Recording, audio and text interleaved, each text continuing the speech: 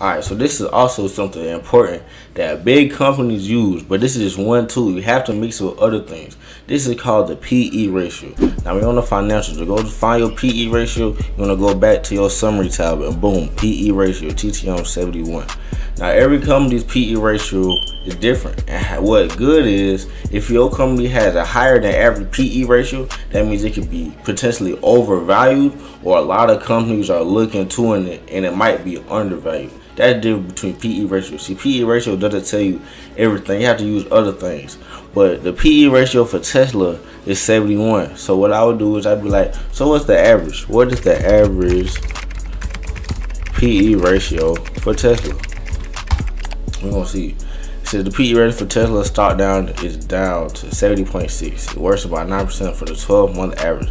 So basically, it's higher than normal. But since it keeps on increasing revenue over the years, that's good. This is not an overvalued stock just because they keep on increasing revenue and the PE ratio is up. So that means a lot of investors are looking to invest in Tesla and they believe in it. So that's why I believe Tesla is a strong buy. And this is actually why I trade it every single fucking day.